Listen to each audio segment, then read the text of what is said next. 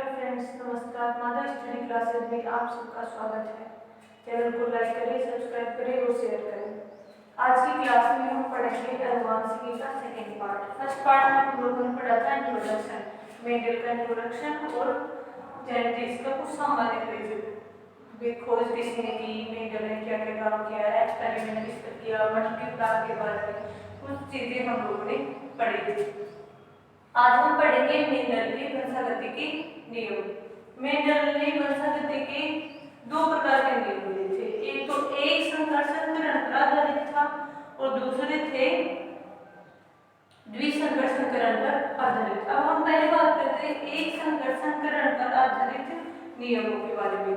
एक संकर्षण का मतलब होता है किसी एक लक्षण को लेकर उसके विक्रिया से जोड़ों के मध्य संकरण करवाना कहलाता है एक संकरण क्रॉस, यानी मोनोहाइब्रिड क्रॉस। उसका जो पहला नियम था उसका प्रभाविता का नियम। प्रभाविता के नियम को कहते हैं मेंडल के वंशागति का प्रथम नियम भी कहा जाता है। प्रभाविता के नियम का मतलब होता है कि जब हम किसी एक लक्षण के दो विपरीय से जोड़ों को लेकर संकरण करवाते हैं तो अर्थात जब हम एक लक्षण की दो विक्रिया से जोड़ों के मध्य संकरण करवाएं तो कोई एक लक्षण अपने आप को प्रकट करता है और दूसरा लक्षण अपने आप को प्रकट नहीं कर पाता। जो प्रकट करता है उसे कहते हैं प्रभावी लक्षण और जो नहीं करता उसे कहते हैं अप्रभावी लक्षण। जैसे मेंडल ने पादप की लंबाई ली थी, उसने पहले लिया था एक तो लंबा पादप जिसका लिखा था कैपिटल डी कैपिटल डी। ये जो पादप था वो लंबा पादप था और एक पादप लिया था उसने गोना पादप जिसके अंदर थे स्मॉल डी, ये था गोना पादप। इन दोनों की यदि हम युग्मक देखेंगे तो इसका तो आएगा हमारे पास कैपिटल डी और इसका जाएगा स्मॉल डी। इनके मध्य यदि हम क्रॉस करवाएं, इनके मध्य यदि संकरण करवाएंगे तो हमारे पास जो प्लांट प्राप्त होगा उसका एलील होगा कैपिटल डी स्मॉल डी। इसका मतलब क्या हुआ, देखो पहले हमने जो पादप लिए थे उसमें एक तो लंबा पादप था और दूसरा बोना पादप था, लेकिन जब हमने संकरण करवाया तो हमारे पास जो पादप प्राप्त हुआ है ये हुआ है लंबा पादप। अर्थात लंबा पादप बोने पादप पर क्या रहा, प्रभावी रहा। इसे की प्रभाविता का नियम कहते हैं। जब एक ही लक्षण के दो विक्रिया से पादपों के मध्य संकरण करवाया जाए तो जो पादप अपने आप को प्रदर्शित करता है वो प्रभावी कहलाता है, जो अपने आप को प्रदर्शित नहीं कर पाता हुआ है प्रभावी। तो यहाँ पर प्रदर्शित किसने किया, लंबे पादप ने, इसलिए ये गुण क्या हो गया उसका प्रभावी और ये क्या हुआ अप्रभावी। इसीलिए हम संकरण के कुछ एक प्रकार और पढ़ सकते हैं। जैसे क्वेश्चन कई बार पूछा जाता है परीक्षण संकरण, परीक्षण संकरण और बाह्य संकरण। बाह्य संकरण और परीक्षण संकरण दोनों ही बैक क्रॉस के परिणाम हैं। परीक्षण संकरण,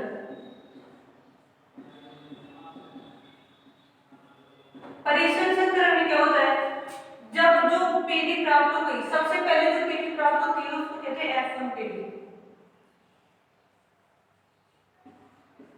ये क्या थी, प्रथम पीढ़ी। प्रथम पीढ़ी में कौन सा पादप प्राप्त हुआ है, लंबा पादप प्राप्त हुआ है।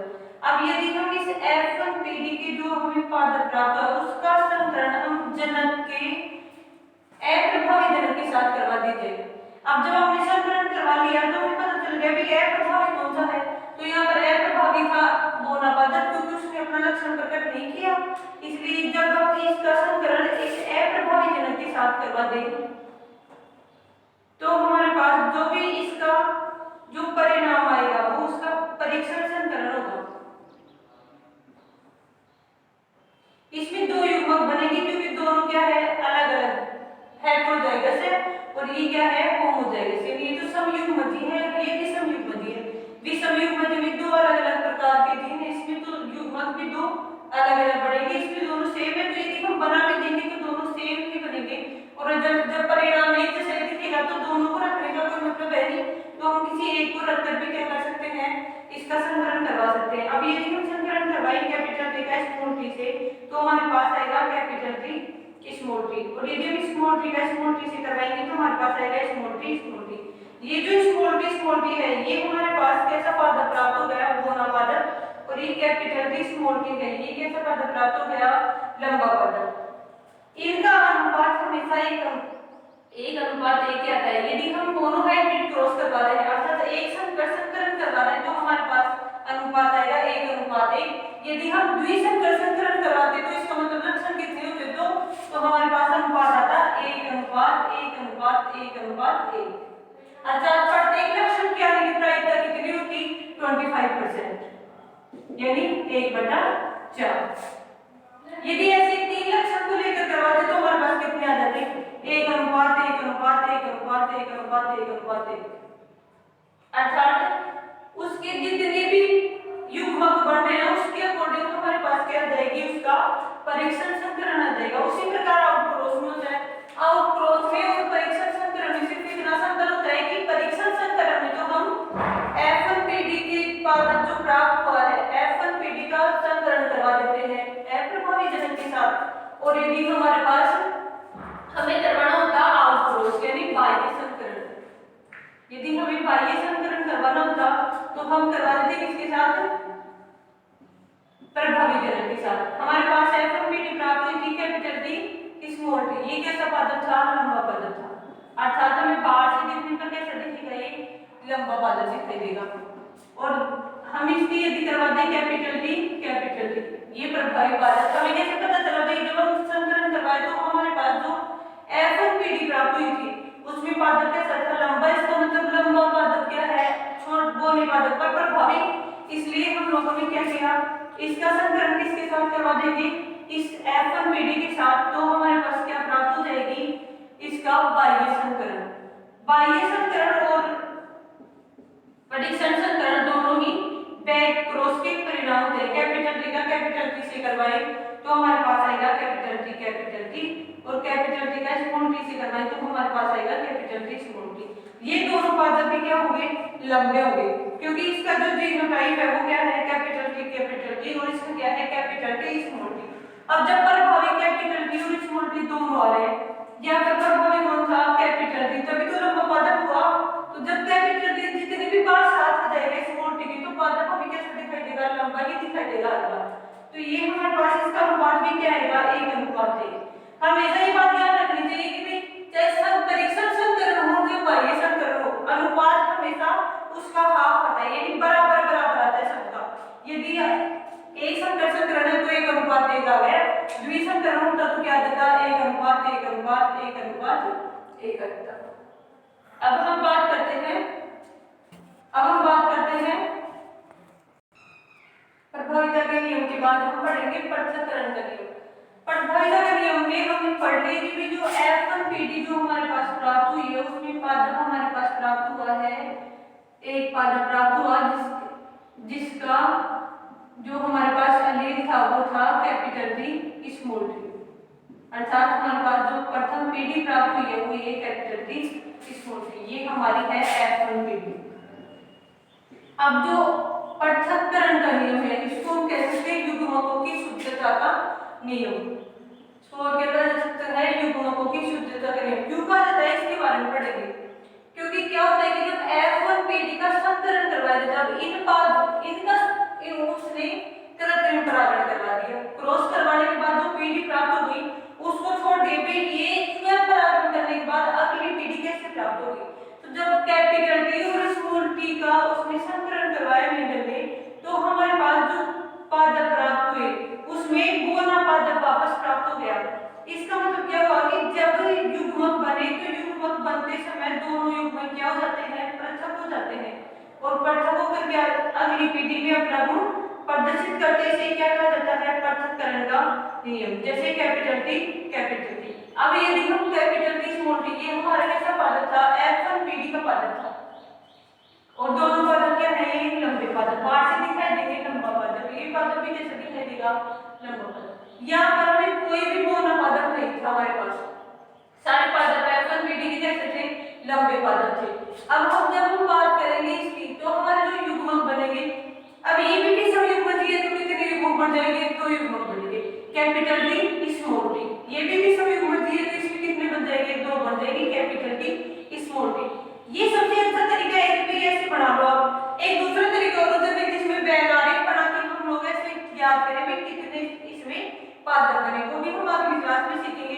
पहले हम इसके बारे में देखते हैं। देखो जब युग्मक बन गए तो आपको क्या करना है, सिर्फ मिलाना है इसको इससे। अब देखो कैपिटल टी को इस कैपिटल टी से मिलवा दें इस युग्मक से, तो क्या बन जाएगा कैपिटल टी कैपिटल टी। अब यदि इस कैपिटल टी को भी इससे भी मिलाना पड़ेगा स्मॉल टी से भी। भाई युग्मक इसमें युग्मक ये भी था, इसमें ये भी था, ये भी युग्मक है, ये भी युग्मक है। अब ये तो जरूरी नहीं कि कैपिटल टी हमेशा कैपिटल टी से मिलेगा, ऐसा भी हो सकता है कैपिटल टी स्मॉल टी से मिल जाए। तो ये जब ये कैपिटल टी से स्मॉल टी से मिलेगा तो जो पादप प्राप्त होगा उसका ये अलील क्या होगा, कैपिटल टी स्मॉल टी। अब हम स्मॉल टी की बात करें तो ये स्मॉल टी यदि इस कैपिटल टी से मिलेगा तो क्या बनेगा, कैपिटल टी स्मॉल टी। और ये स्मॉल टी यदि इसके साथ मिल जाएगा तो क्या हो जाएगा, स्मॉल टी स्मॉल टी। अब आप लोग के दिमाग में आपको भी नहीं यहाँ पर कैपिटल टी क्यों लिखा है, यहाँ पर भी स्मॉल टी। देखो यहाँ पर कैपिटल टी को कैपिटल टी से मिलाया तो क्या लिख गए, कैपिटल टी कैपिटल टी। इस कैपिटल टी को स्मॉल टी से मिलाया तो क्या लिख गए, कैपिटल टी स्मॉल टी। अब यानी कैपिटल टी क्या आ गया, पहले आ गया। अब इसमें मैंने क्या लिखा है, इस कैपिटल स्मॉल टी को किससे मिलाया, कैपिटल टी से, लेकिन लिखा क्या है कैपिटल टी स्मॉल टी। इसे पहले क्यों लिखा, क्योंकि ये क्या है, प्रभावी लक्षण है। ये हमारा क्या है, प्रभाव, क्योंकि ये जो पादप दिखेगा ना भाई ये पूरा नहीं दिखेगा, अभी भी कैसा दिखेगा, लंबा दिखेगा, इसलिए हमने क्या लिखा इसको कैपिटल टी स्मॉल टी। ये स्मॉल टी से मिलेगा तो क्या प्राप्त होगा, स्मॉल टी स्मॉल टी। देखो ये पादप कैपिटल टी, इसका मतलब कैसा पादप है, लंबा, लंबा पादप होगा नहीं। अब यदि हम इसकी बात करें कैपिटल टी स्मॉल टी, तो इसकी बात हम पहले ही कर चुके हैं, ये कैसा पादप प्राप्त हुआ हमारे पास, लंबा, तो ये पादप भी कैसा हो गया, लंबा पादप।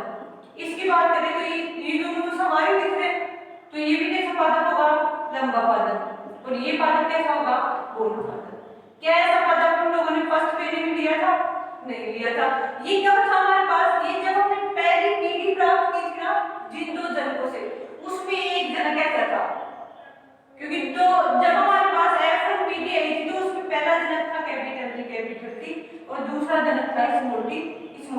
यानी कि जब F1 पीढ़ी के जनकों के मध्य आपस में संकरण करवाया जाए तो F2 पीढ़ी में हमारे पास अप्रभावी लक्षण भी प्राप्त होता है। इसका मतलब है कि युग्मक संकरण के दौरान पृथक हो जाते हैं, इसीलिए इसको क्या कहा जाता है, युग्मकों की शुद्धता का नियम। अब हमारा जो सबसे इसमें जो लिखना होता है वो हमें लिखना होता है फिनोटाइप या लक्षण प्रारूप, और क्या लिखना होता है, जीनोटाइप। अब फिनोटाइप होता है कि भाई हमें बाहर से पादप कैसा दिखाई दे रहा है। अब बाहर से पादप जो दिखाई दे रहा है वो लिख देंगे। बाहर से पादप दो प्रकार के दिखाई दे सकते हैं, या तो लंबा दिखेगा या बौना पादप दिखेगा, तो हम लिख देंगे लंबा पादप और बौना पादप, क्योंकि हमारा अनुपात किसका है, लंबा और बौना पादप। तो लंबा पादप हमारे पास क्या क्या प्राप्त हुआ है, यहाँ पर देखो कितने पादप प्राप्त हुए हैं। ये पादप भी कैसे प्राप्त हुआ, लंबा, ये भी कैसा है, लंबा, और ये भी कैसा है, लंबा। ये एकमात्र पादप क्या है, बौना। तो अनुपात क्या हो गया, 3:1।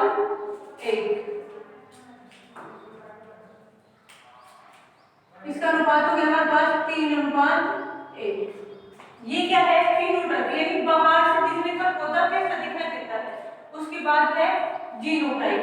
जीनोटाइप में क्या होता है कि पौधे की जीन कैसे है। अब देखो ये कैपिटल टी दोनों क्या है, समान। अब ऐसा कोई है क्या, नहीं है। इसके बाद इधर देखो, इधर ये दोनों कैसे हैं, लंबे हैं, लेकिन जीनोटाइप क्या है, अलग अलग है। तो इसमें क्या करेंगे, ये दोनों क्या है, समान, और ये क्या है, अलग। तो इसकी संख्या कितनी है, 1। ये क्या है, लंबा, तो इसकी संख्या कितनी है, 1। हम इसका अनुपात लिखेंगे 1:2:1। अर्थात इसका पन्ने डायरेक्ट बनाकर भी समझ सकते थे, लेकिन ये ज्यादा इजी है, हम पन्ने डायरेक्ट बनाना सीखेंगे अगली क्लास में। तब तक के लिए नमस्कार। बिना आया हो उसके लिए कमेंट बॉक्स में कमेंट करें।